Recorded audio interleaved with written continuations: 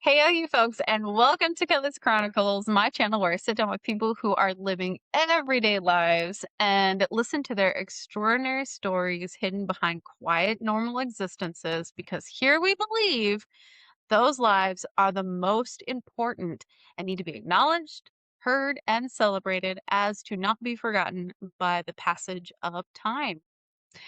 Hope everyone had a fabulous week. Pretty good week over here. Just busy and trying to get through this next little stretch of getting our liquor license. So that's what we've been working on.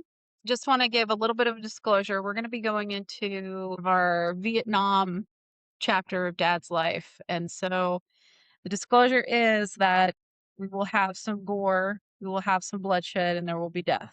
So if you do not feel comfortable with listening to these stories, you need to click past it or take the children out of the room. I'm going to start giving disclosures. We're going to be talking about some real life stuff. But anyway, like I said, been working on trying to get the liquor license and just getting all the loose ends tied up over here. We got our big sign up and we're painting our tables. So we've been really busy. We've been busy. we're, we are just, Uh, we are gung ho for getting it done. And we got our most of the backside of our bar done. So we've just put in the sink on Saturday. And we had a day off on Sunday, and we went and saw we went to the Japanese Spring Festival. It was a lot of fun, and how much I miss her, and hope she's doing well in Japan. And so that was what we did this weekend. It was busy and productive. How was your week, Dad? you? Huh? Did you say you? No, I said how did your week go for you? Oh, okay. I thought she said you. Like, oh, there's something in my coffee cup. No. How did your week go, Dad? uh, yeah, I just we're doing our thing with the temple. We went there on Tuesday, and then Saturday we're having they close the temple twice a year for cleaning, Mm-hmm. and this is it's a 2 week thing, and they're closed until the 23rd. So we're gonna go to Los Angeles to see your sisters and an old friend of ours from our mission. Emily is scurrying about trying to get everything ready for because we're leaving Thursday, and of course we still got our baby goats, and they're being fed 3 times a day now. They went down to 3 times a day, every 8 hours. It was every 6 hours. So yeah, and we'll leave Joyce here for the weekend, and she'll take care of things, and we'll head for Los Angeles. Hopefully, we won't have any disasters. I mean, I lived in California, and it was a flood, a fire, an earthquake, a mudslide, a riot. There's always something going on. Right? Never a Always. dull moment. No, never. Never in Yeah. California. So hopefully we won't get caught in one of those. And that's good for the family too. We don't want our girls to be caught and our son-in-law caught in that craziness out there. Anyway, yeah, we're prepping for that trip. From here, it's about 14 hours, something like that. It's supposed to be 11 hours. It's changed, but by the time you get gas and you get something to eat, you go to the bathroom, it's 14 hours. I used to live pretty close to where Amy is. She's in North Long Beach, and I was in Bellflower, right across Downey Avenue Okay. from North Long Beach. And when I was out there, it wasn't a very nice place to live. So they probably gentrified it. And you have to remember that just right next to North Long Beach is Compton at South Central LA, which is Rough. not a good place. Yeah. Uh, Many has anyway, thought. yeah, I'll go out there and find my old stomping grounds, and I want to go to. I used to live on Monair Boulevard. I lived on Downey, and I also lived on Monair over in Lakewood. Okay. And in the backyard of our house, was an avocado tree and also a lemon tree. We got a couple lemons a year off of it. It's a little tiny thing, but the avocado tree was huge. It took half the backyard. And I've looked at satellite pictures and it looks like it's the whole backyard now. Oh my And god. it wasn't these Haas, the avocados, the little bitty things you see in the stores about size a little bit bigger than a golf ball. These were Fuertes avocados, and they were softball size. That's a big avocado. And we had lots of kind of funny because just down the street was a Japanese guy, a couple of houses down. He Mhm. had a ponderosa lemon tree. So you can Oh. stand in the backyard and look down to the south of us, and it was lemons the size of footballs in his tree. And so I said, Whoa. I think I want one of them just to see what it's like. So I went down there and knocked on his door, and he said, "Yeah." And I said, "I see you got a ponderosa lemon tree. I got a Fuertes avocado tree. Maybe we can make a trade. Give you a sack of avocados. You give it a couple of them lemons." And he said, "Okay." So he got a ladder and went out and Nice. picked a couple of them, and I went out and got a couple. I got a grocery sack full of them, and we traded off. And those those were good lemons. You could make a whole uh, almost a half a gallon of lemonade out of one lemon. That's They were crazy. that big. Yeah, Phew. yeah. I'm serious. They were size of Holy oh, I football. know. Yeah, that's nuts. Some of this fruit. Good old California. Well, let's. I want to dive into Vietnam. Okay. I've been talking about these different ships and stuff. Mhm. So I got this is Jane's fighting ships. Okay, and you can see that is an LST. And Oh. then here's another. Let's see. Here's another picture of one. They're about 300 feet long, Okay. and you see those two up on the bow. There's Yeah. 2 gun tubs. That's the gun tubs I was talking about being underneath and chipping the paint underneath those gun tubs, Oh, okay, and it was okay. about That's 1,000,000 degrees underneath there, and, that's also if that was up that gun tub in the front, that's there's a what I talk of booby hatch right there to go down to the armory, and that was where Jolo remember telling you about yes. Yeah, Jolo? Jolo committed suicide. Yeah, that was where he was. And anyway, that was one of the ships I was on, That looks a and lot then like the Floyd County, I guess they all kinda look the same, don't they? Like style. oh, yeah, they made over 1,000 of them in World War II. Okay, that makes sense. Yeah, so, they were pretty okay, and here is one of the ships I was that this is the, LST or LPH that I was on. Okay. That's the Tripoli that I was on. I was on it twice, and this was the last ship I was on in Vietnam. I was we were on there during for about well about 6 months, something like that. We wouldn't make a full cruise with them because a full cruise was uh, about 10 months for a Westpac, which is Western Pacific. So about 10 months from the time you left your home port, which for most of those ships was San Diego. Some of them were out of Frisco or Seattle. Most of them were out of San Diego, Okay. the LPHs, and they would go over for 10 months. We wouldn't be on them and come across the Pacific. We'd fly across the Pacific, and they would steam Oh. across, Okay. and we would pick them up because we had our communication shelters. I got pictures of those somewhere. I'll dig them up someday. And they were basically a box about 10 feet long, maybe 12 feet long, and 8 feet wide. I think they were 8 feet, and they're about 8 feet high. And they had dollies that they would put underneath them, and they would clamp them on these boxes, and then they would tow them around and take them over to to the dock where the ship was tied up, and they bring a crane in. Some of the ships had cranes, some didn't. Anyway, they would lift it off of the dolly wheels and set it up on the deck.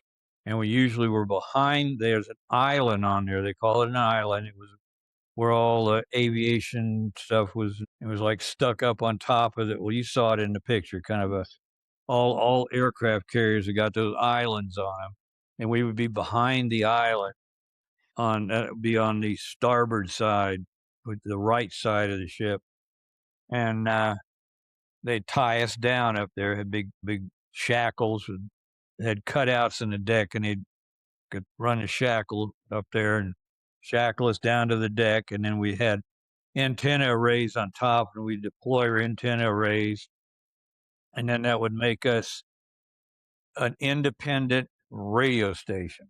We could broadcast and receive on practically any frequency.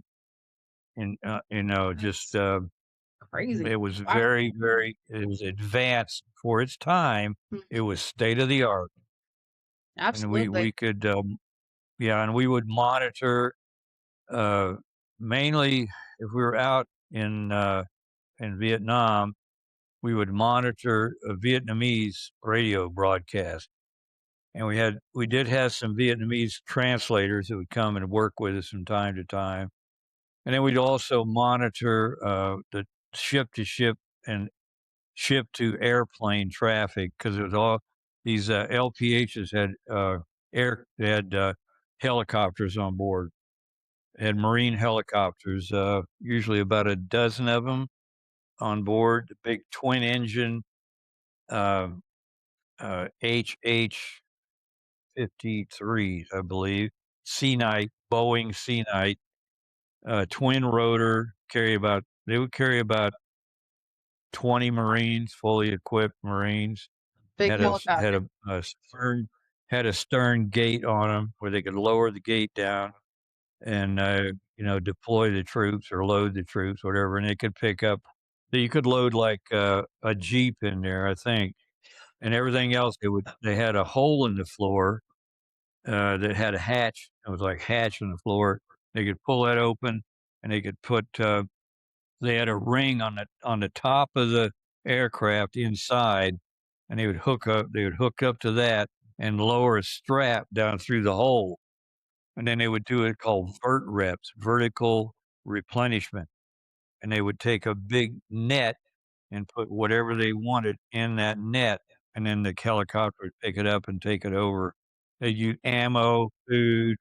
Sometimes they could pick up a gun. They could pick up a howitzer or a Jeep or small trucks. They couldn't pick up a tank or anything like that, Yeah, but but they were pretty powerful, pretty strong, eh, aircraft. And anyway, that was the Marines version that was on board these LPHs. And, let me see if this has any aircraft. I don't think it does. It's all ships. had a couple of helicopters on the LPH that you were showing a picture of. They had helicopters Yeah, on that ship, but nothing up close. right, and they were probably, Marine helicopters because the Navy really doesn't have a whole lot of helicopters.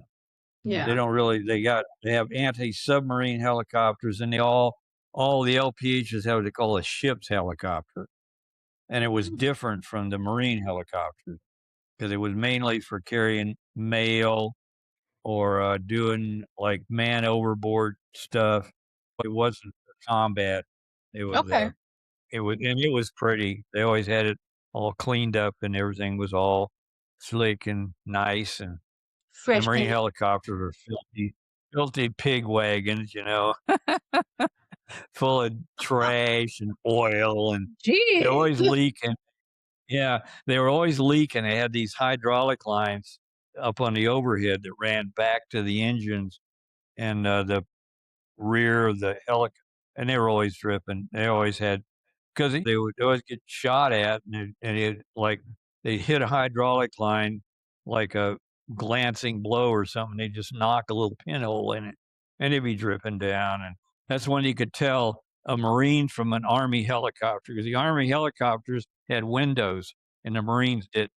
The Marines had holes, had holes in the side of the helicopter because Oh, I guess they wanted the Marines to stick the rifles out through the holes and shoot at the enemy or something. shoot. I don't know what, but you have to remember the prop wash off these helicopters is about 125 miles an hour. And so you were sitting in this helicopter, 125-mile-an-hour wind, and you could hear each other yell, much less talk. Yeah. And the engines were right over your head. They were pretty basic, and but they would take them into combat. And they get all shot up, and some of them wouldn't come back. If they had an operation, they'd always lose the like 12 or 15 helicopters. They'd always lose 3 or 4. Mm. They have to take one of the working helicopters, would have to go out and pick it up and bring it back to the ship, and then the Marines would fix it up and get it back flying again. Because you'd see them down in a hangar deck, which is where they maintenanced them down, which is one deck below the flight deck. There was that big hangar deck down there, and they would carry the engines around on stretchers. They take the engines off the helicopter, and they'd put it on a stretcher, and they'd take it at a special shop over to this one of the little things off of the hangar deck, a little room, and they'd be carrying these engines on the stretchers, and they'd trip over some engine to fall off on the deck, and they'd pick it up, put it back on the Oh stretcher. my gosh.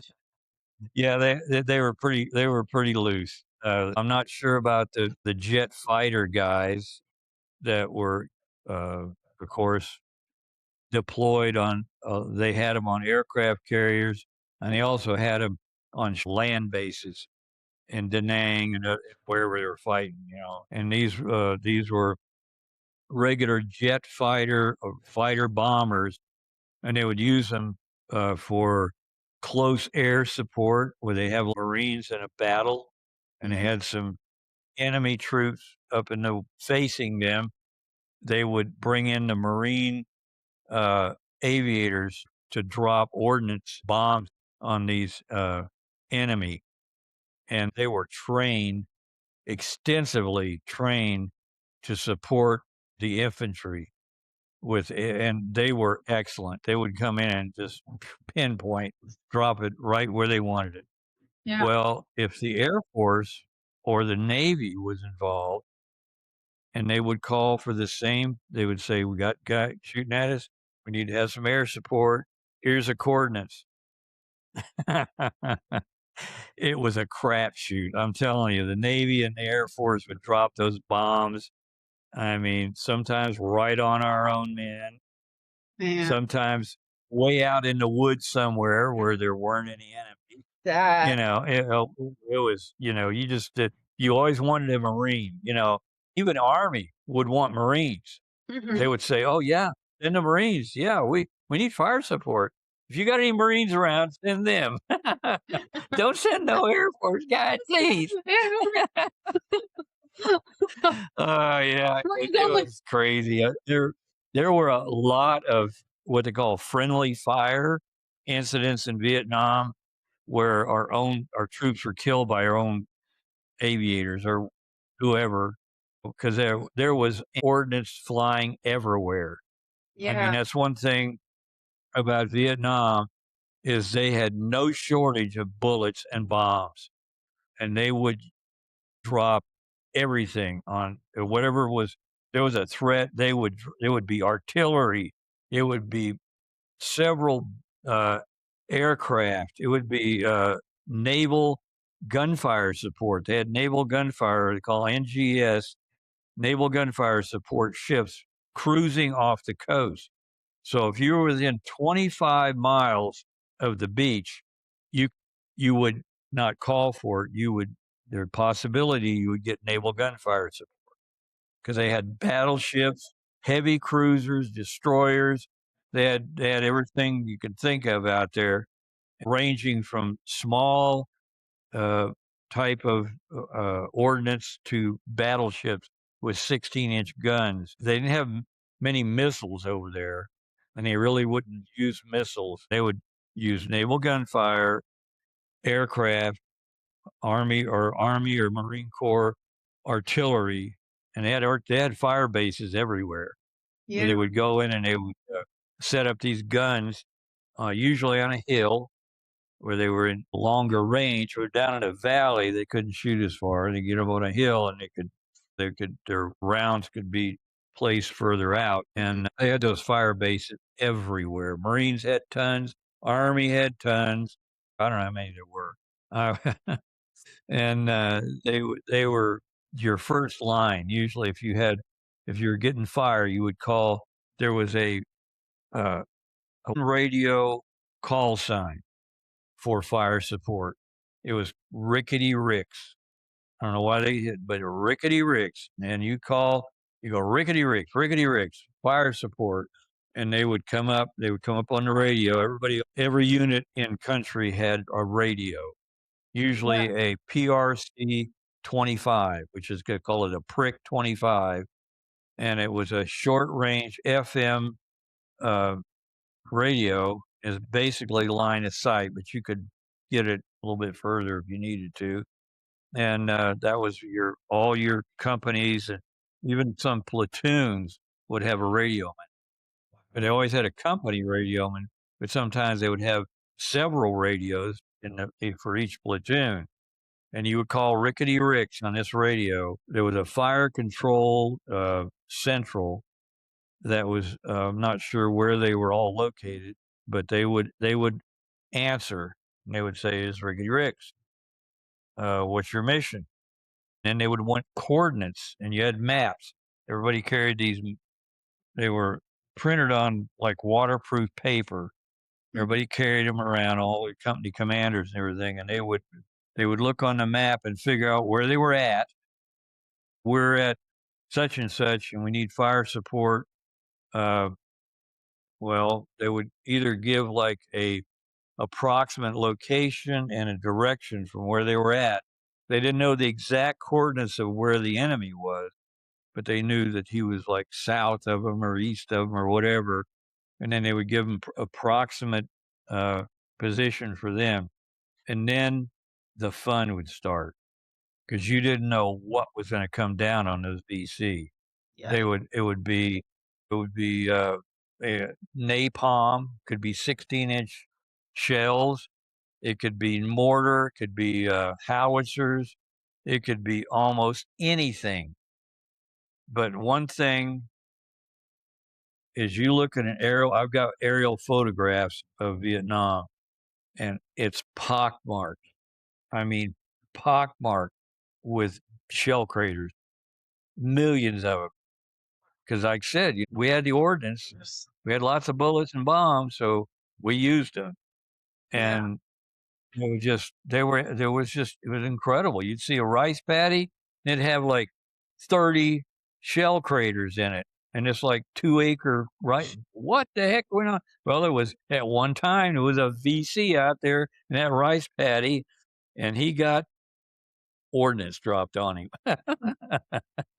Yeah. And, it was crazy. It was really, looking back, it was like, uh, I just like an insane asylum almost because there Yeah. was no there was nothing coordinated about it. It was just it was such one reason because it was a mix of different commands.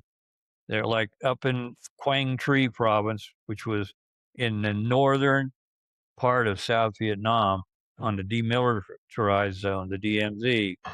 And there was mainly the infantry up there was Marines, but they also had Army. They had a Marical division.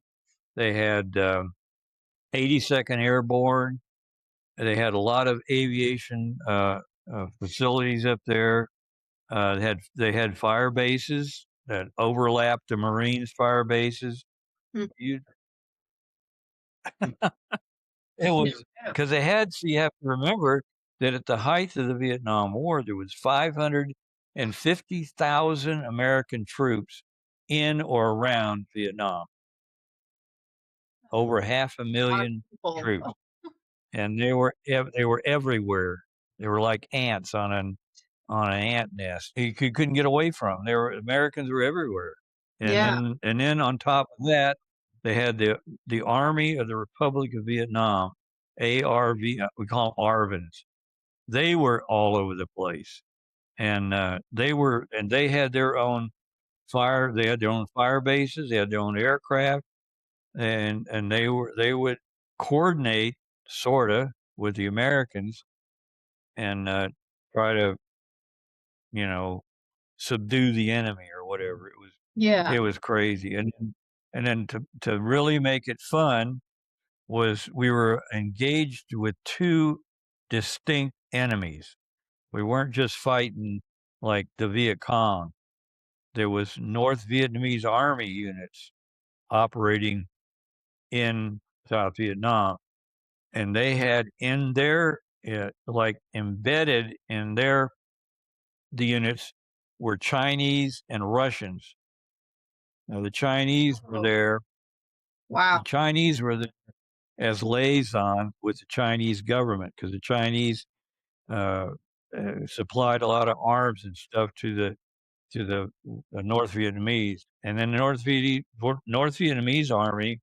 They were regular. They weren't like the Viet Cong. Viet Cong were like rice farmers during the day and soldiers at night. Mhm. But the North Vietnamese army, the NVA, they were regular line soldiers, and we knew through our intelligence network, we knew who was it. We had battalion names. We had the names of the commanding officers. We knew how many people were in that unit. We knew where they normally operated as the North Vietnamese army because they were organized. So they were kind of like us. They weren't just running around like the Viet Cong. They were like a regular military unit and very disciplined, very good fighters, and well armed. They had small arms, they had pistols, they had mortars, they had rockets that they would fire at us, and yeah, so they were a formidable enemy. And not, of course, when we were over there, we, a bunch of stupid gooks and blah blah. But in reality, they were they were pretty bad. They Mhm. would come after you. And on top of that, More? on top of all that mess, there were allies involved in Vietnam. It wasn't just America. There Mm. was Australian, New Zealand, Philippine, Taiwanese, South Korean, and Thai units that were scattered. They were never very big. There was a couple of I think the biggest was the South Koreans. They had a couple of battalions over there, and the Dragons and the Tigers. You don't want to mess with those guys. Those Yeah, you Koreans were were telling us about the insane. They I were mean insane. Good fighters. Yeah. Anyway, you so don't it mess was with just the here I'm describing all these different units, and just imagine this little country. Vietnam wasn't very big, no, it's and here's right.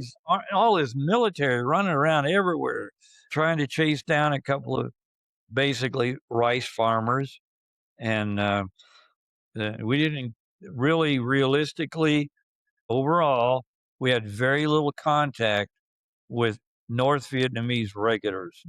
In order to come into an area and engage us, they had to have a big logistics uh, network where they could get uh, a lot of troops into an op area and engage the Americans. And they had to have ammunition brought in and all kind of stuff. So So you it was a mainly dealt pretty with the uh, so you mainly hmm? dealt with the Viet Cong. That's who you Right. fought Viet most. Cong. That was our big. There were more. For one thing, there was more of them. Yeah. Viet Cong were everywhere, and in North Vietnamese, they would come down and organize themselves on the border between Cambodia or Laos and Vietnam. And then they would come across the border, and there would be a battle, and then they would retreat back into neutral area.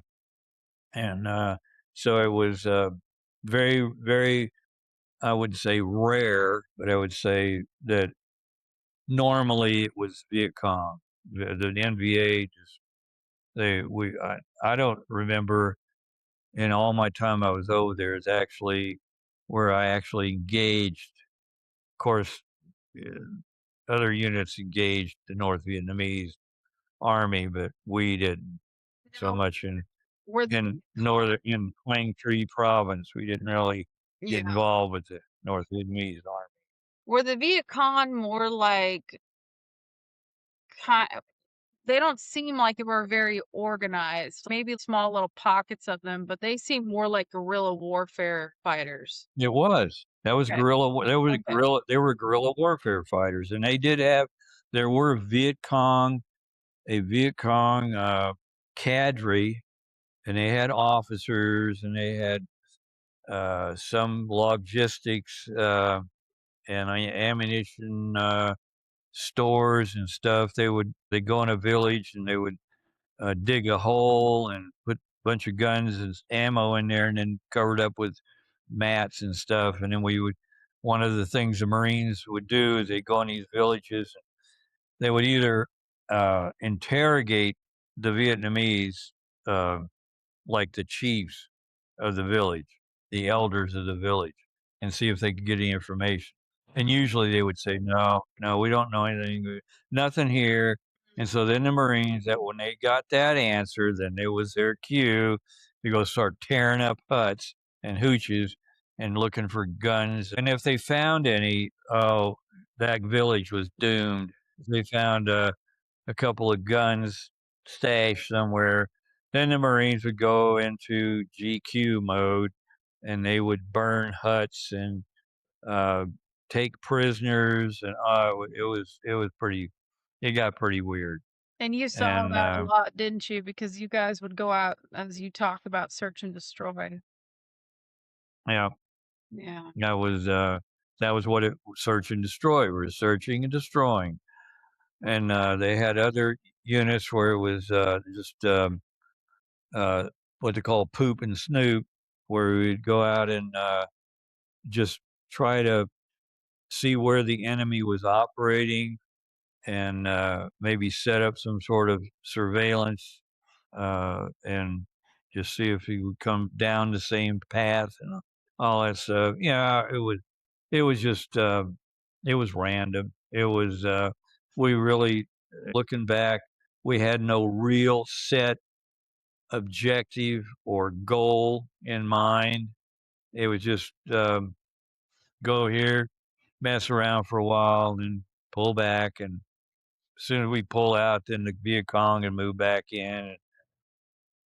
Yeah, and then we had all kinds of what we call fortified villages where we go in and we would uh, either take the village out of where it was located to another location and set up like a fortress for them to live in, or else we would fortify the village as it was. Just put like fire pits and maybe put a berms up, put watchtowers up. Then we would leave it up to the people to man those and take care. And they didn't want to do that. Why are we doing this? You know, what are you going to do? Shoot our neighbor? I mean, Yeah. that was our neighbor. Viet Cong was like family. That was like old Uncle Wong out there. We know he's in the Viet Cong, and he comes in during the day and he takes his water buffalo and plows the rice paddy, and then at night he gets his gun out from the hiding place and goes out, raise a little hell, and comes back the next day. And sometimes he doesn't. Sometimes the Marines kill him, and or he gets captured or something and doesn't come back. And Mhm. but we don't really know because it's so fractured and so random that he didn't come home. You wouldn't know for days if he was taken custody or he was killed or run over or They might and even then the military sometimes would take these families in what they call into the wire.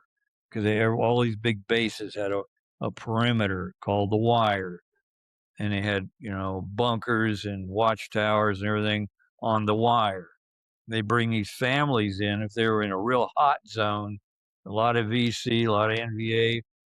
They bring the they bring the families in, and they had these hooches inside the wire. And they were just kind of slapped up houses, which is probably better than what they were living in. So, but it was just like a big campground or something where they would bring these people in, and then they would give them a place to live, and a lot of them would work for the military, as housekeepers and maintenance people, painters, and that sort of thing, and trying to make a little bit of money so they could feed their kids, and hundreds of these little houses with the Vietnamese in there. And the Viet Cong, they would rocket either. They had these two kinds of rockets. They had a 122 and a 240 rockets, and that was the diameter in millimeters. And they would set up these rockets, and they just take a couple of bamboo, and they would make a little X like that, and they'd lay the rocket on that X, and then they would light it. It was like a big fireworks, what it was, and they'd light that rocket off, and they fly out, and they weren't very accurate, and they just fly off over the base and land wherever. And Yep. some of them would go into these houses where the Vietnamese were living and kill a bunch of Vietnamese, or they would land out in the water, or they would hit a mountain or something. And but they never were, very accurate. And then when they weren't doing that with the rockets, they would use mortars, and we had 81 millimeter mortars. They had 82 millimeter mortars, and they did that intentionally Oh, because they could use our 81 millimeter projectiles in their mortars, but we couldn't use our 82 millimeter projectiles in our mortars.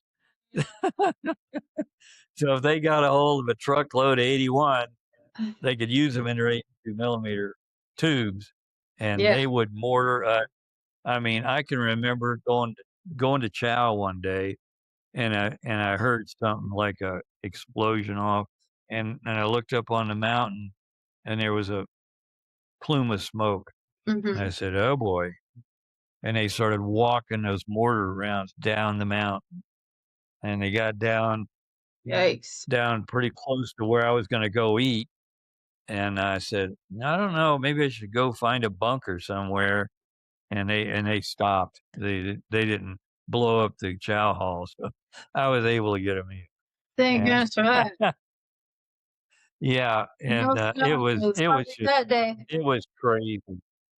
The only thing the Viet Cong did not have, and the NVA did not have aircraft, but they had naval units that were basically sampans, and just a native boat, and they would carry ammunition and guns and stuff around and try to infiltrate into the interior because there was rivers everywhere. Yeah. So these sampans could go up these rivers for miles and resupply Viet Cong or NVA. And the Coast Guard was there they were doing this, they call market time, which is where they would stop these vessels and search them and make sure that they were clean. And so, I didn't know that the yeah, Coast and Guard they had had, influence in Vietnam. I didn't even know that they were over there at the time. yeah, Hmm, it's interesting. yeah, and it was the rivers were full of swift boats, which they were about 50 foot.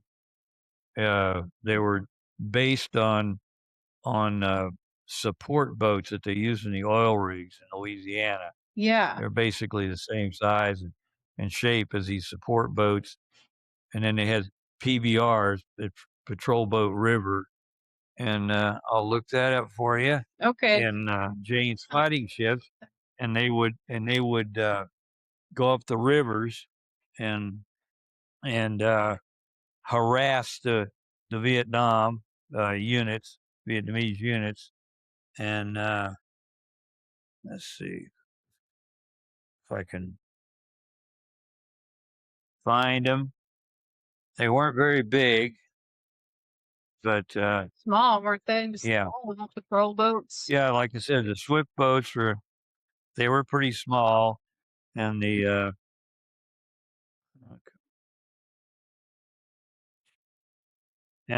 PBRs, they were really small. They were just like almost like pleasure craft. Yeah. They were only like 30 feet, 40 feet long, and they had jet propulsion. They didn't have props. And I don't know if they even have pictures of them in here. Anyway, that was the Navy's, and the Coast Guard had 82 footers that they were using over there to do market time operations, and I was on 4 of those 82 footers while I was in beach jumpers. Huh. They put me on temporary duty for a month, and I went to Da Nang, and I got on board an 82 footer, and we went out for a week. They'd only go out for a week because ships are usually the smaller ships are usually and Coast Guard too. It's determined by how much food they can carry. So if they can carry enough food to feed the crew for a week, then that's how long they stay out. Or if they can feed them for a month, then that's how long they're out. They don't they don't do underway replenishment. Their replenishment is in port. So after they were out for a week, yep, run out of food, they could pull back into Da Nang. And I was on 4 of them, like I said, and they'd pull up bow to bow, and I would jump off one 82 footer onto another one with my equipment and go out for a week with them. And yeah, and You were all over the uh, place. You were one all over incident. the place. Oh yeah, Marines were running this big operation. All the operations all had funny names like Eager Yankee and Clock Setter and Sea Wasp and all this. They would Operation Eager Yankee, and it was crazy. These it was all Navy. So these some captain somewhere was in charge of naming Marine You would just sit out in the operations. garden Yeah, and think of names like yeah. Yes, the that's one thing you had to remember is that the Marines are part of the Navy. If Mhm. you look at a Marine Corps emblem, it says United States Marine Corps, Department of the Navy, because the Marines were started back in probably I know the American was like 1790, so Yeah. no, probably 1775. And what they would do is they would put these Marines on board a U.S. Navy uh, uh, combat ship, like an armed frigate or something, and they would Mhm. go out and they get into battles with the British or the French or whoever, and they would have Marines up in the rigging, way up in the rigging, and their job was to pick off men on the other ship, and the officers, and this is even today, the officers have a decorative knot on top of their hats. It looks like a kind of like a cross, but it's all like made out of rope. It's on top of their hats, and that's so the enlisted gunners up in the rigging wouldn't shoot their officers Oh, because they had that right. special hat on. And so the Navy has always used that was their Navy's army, and then these Marines over in Vietnam, they had what they called the White Elephant. It was a building in downtown Da Nang, right on the river, and it was an old ornate French colonial administration building, and it was pretty good size. It was like 3 stories and had a big bunch of pillars in front of it and everything. And that was the White Elephant, and that's where the Navy admirals that ran the Vietnam war in the North, that's where they lived. That's where they stayed. That was their headquarters. And Hmm. so the White Elephant was the big the big naval activity headquarters in Da Nang, or actually for I-Corps, which was the Quang Tri province up in, like I said, in the DMZ. And they had a base there across the river, on the other side of the river, called Camp Tinshaw. And Camp Tinshaw was a Navy support activity uh, facility where they had some supply units in there and some administrative people, basically where the enlisted men hang out because all the officers are over in the White Elephant. And Oh, okay. yeah, it was all Marines. Well, the Marines were on the gate guard. They were gate guards, but the base was basically Navy, a Navy facility. The Marines had another area called Freedom Hill, and that was where the Marines were. There were two battalions of Marines. Was it two battalions? Anyway, it was the first and third Marines were in. Yeah, I was on Freedom Hill over in another part of Da Nang. But I would go over there from time to time. I wouldn't go. I would go to they had a big exchange over there, big military supermarket over there, Hmm. like a Walmart, Yeah. and a big liquor store, and a bunch of duty free gift shops and stuff, and right there next to the Marines. And yeah, and so anyway, the they also had an NSA, Naval Support Activity Hospital. And that's where if the Marines got shot up, that's where they would go, which is an NSA hospital.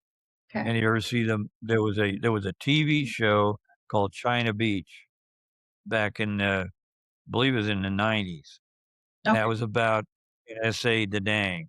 And it was about these nurses that were uh, uh, you know female Navy officers who were nurses assigned to NSA Da Nang. And so they got to take care of uh, all the wounded Marines who come in there. And Yeah. they'd occasionally get like a Vietnamese or Army guy or something, Mainly it was the Marines. Yeah. Yeah. And Uh, here's a little something I got. I'll throw this in here. okay. About 2 or 3 months ago, I got this letter from Gooding High School, Gooding, Idaho, Okay. and it was the FFA and I believe the Skills USA, and what their goal is to honor the veterans in Idaho. And so I got this. Hold it up a little higher so we can see. Yeah, There you go. and right here, it lists all of the awards I got in Vietnam. All the well, it's both American and uh, Vietnamese, but it also has it says U.S. Navy RM2 class petty officer, radar Army School, U.S. Floyd County, and then LSC 762 Vietnam Beach Number Unit 1, and it has a list of all my ribbons, and they sent that out, trying to do that to all the veterans. And here's Oh, here's kind of a little aside.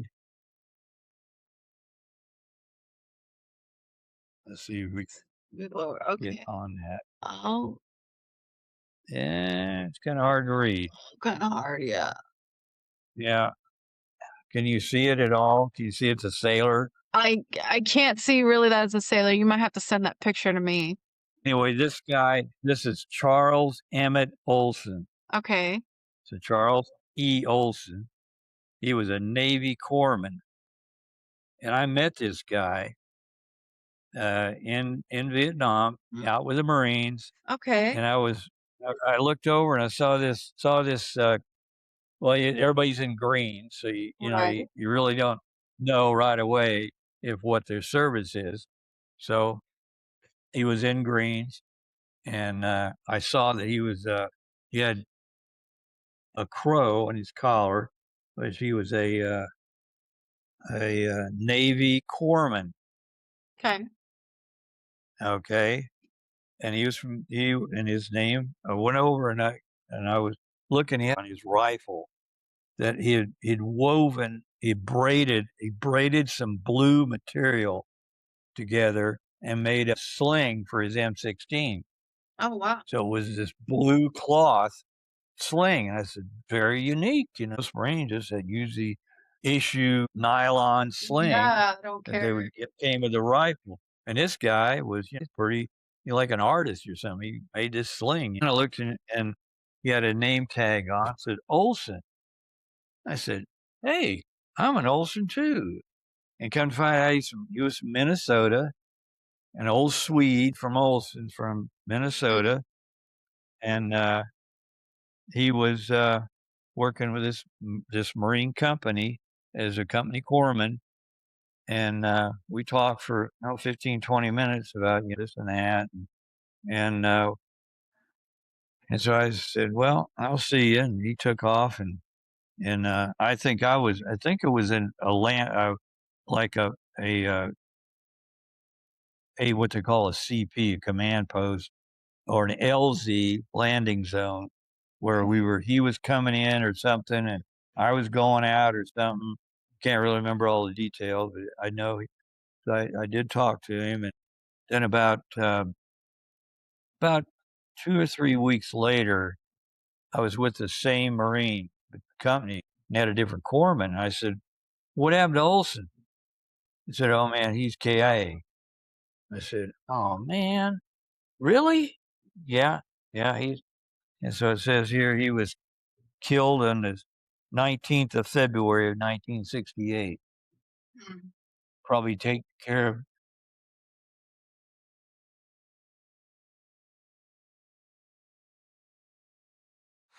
Probably taking care of the Marines. Because when somebody gets shot, they would always corpsman, and that corpsman, it didn't make any difference if hell was falling out of the sky, those corpsmen would go out.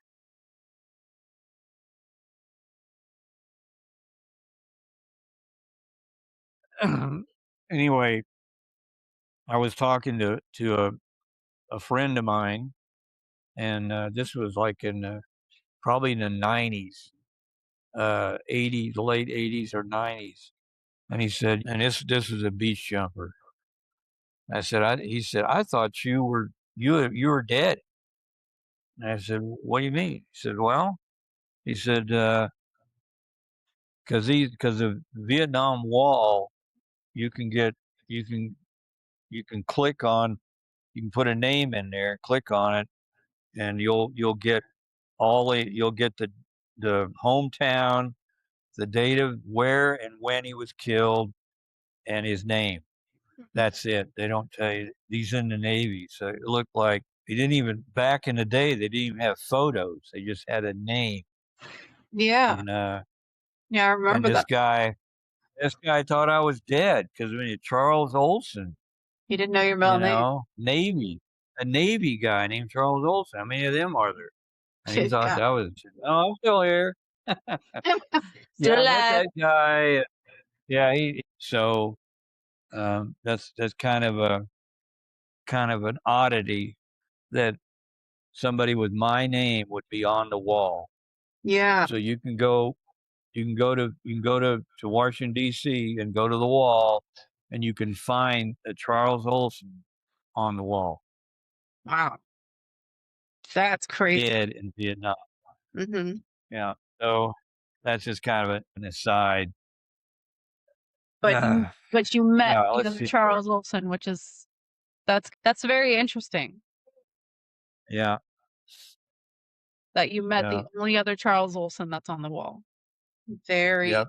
and it was Very really, unique. I guess because he was a corpsman attached to the Marines, then it was the odds were a lot better. If he would have Oh, been in the Army, there'd been a Charles Olson in the Army down in, he you probably know, yeah, Saigon or somewhere. I'd have never met him, and nobody would ever thought anything about it. yeah, But a sailor killed in Vietnam with my name in Quang Tri Province, which is great. where the Marines operated, and that's where I operated. The A little odds. weird. Yeah, the odds. Yeah. Yeah, yeah. All Marines have got like a soft spot in their heart for their corpsmen. Oh, They yeah. all it's all doc. They always call him a doc, and doc is like irreplaceable. I Mhm. mean, he's and there's every one of them now. Not every single corpsman, or they also Army has combat medics, and not every one of them is a good person. There's probably total dirt bags, and you could have 10 dead Marines out or wounded Marines. He wouldn't put down his coffee cup for him or put out his cigarette. Yeah, But most of them, when they hear that, when they hear corpsman, they're on their feet. yeah. Yeah, they're good. Um, I would say probably if you look through the Medal of Honor and Silver Stars and Navy Crosses and all these high-ranking medals that they give out for valor, Army medics and Navy corpsmen are going to be right on the top. They're going to, yep, awesome, and awesome people Absolutely. willingly lay down their life. Yep. Go out in the heat of battle. Didn't matter. So Yep. that's But I was telling you about the Coast Guard over there, and about I was out in a Coast Guard boat. That was kind of like the pinnacle of my career in Vietnam. I okay. was, I mean, I was used to being on Navy ships with thousands of sailors and Marines on those big LPHs and stuff, and LPDs and LSDs and all these amphibious warfare ships, and I got in this Coast Guard boat, 82 footer, had a lieutenant JG in charge, and a chief as the XO, the executive officer, and a crew of his crew was 11 men, and they were on this market time thing, and they were out there. You just had a Vietnamese interpreter on board, and they were boarding these sampans, fishing boats, and stuff, and checking them for weapons and everything. And I was just totally blown away by how these Coast Guardsmen were just. It was like they were just casual. The skipper was first name basis, and they got the best food. They always had steaks and lobsters and shrimp and all Wow. kinds of good. And it had a cook. Each of these boats, they had one of the crew was a cook. And if it had been Navy, they would have said, "Cook your own food." You know, cook. And it was like I don't know, casual, like a yacht, or something. And so I spent a month with these coasties, and I was uh, just amazed at how they were, how unlike the Navy they were, how they were these small unit, and everything was real casual, and they did their job. Matter of fact, when the weather would get rough and the sea state would come up, the Navy swift boats and the PBRs would pull into port. Hmm. They wouldn't they wouldn't go out in the weather, but the swift boats or the 82 footers would go out. So a lot of times the 82 footers would be out there all by themselves. Navy would all be back in Nang, and 82 footers would still be out there because they could weather pretty good seas. They could probably weather, uh, 8, 10-foot seas, and, Yeah. swift boats, they were 2 foot or 3 foot, never back in port. Wah, wah. Wee. And so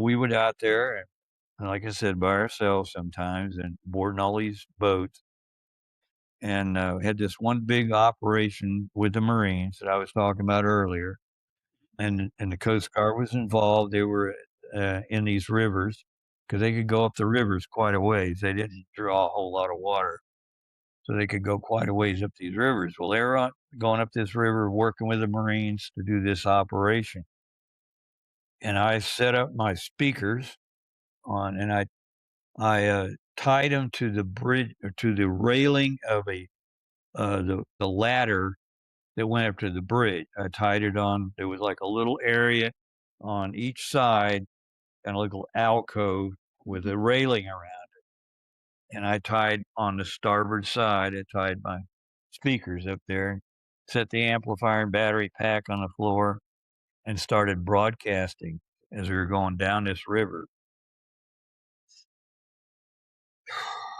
And all of a sudden, Vietnamese open up on us with AK-47, and there was a roll down window on that part of the bridge. There was a roll down window on each side, and then one out on the outer part of the bridge wing. And so this window was open where I was standing, and the sailor, this coastie, was standing next to an open window to my right side. An AK-47 round came through the opening, hit this guy in the mouth, blew all of his teeth out, blood everywhere, and, immediately went down on the deck, started screaming and holding his head, and the XO somewhere got a hold of a towel, and he stuffed it in his mouth to try to stop the bleeding, and the XO, this chief, went over and grabbed the throttles and put him all the way forward, and went immediately from because we were just barely moving Mhm. down this river, and we went to all ahead flank, and he bu burst out of this river, and we were about 20 miles south of Da Nang and about 20 miles north of Quang Tri, and so or Con Tien, and so we just headed. He knew that the Tripoli was out there because I came off the Tripoli, Yeah. and the Tripoli had a 3-bed hospital on board and a doctor, bunch of corpsmen, a dentist. They could do about anything. Mm. They're like almost like a hospital ship, and he headed for the Tripoli.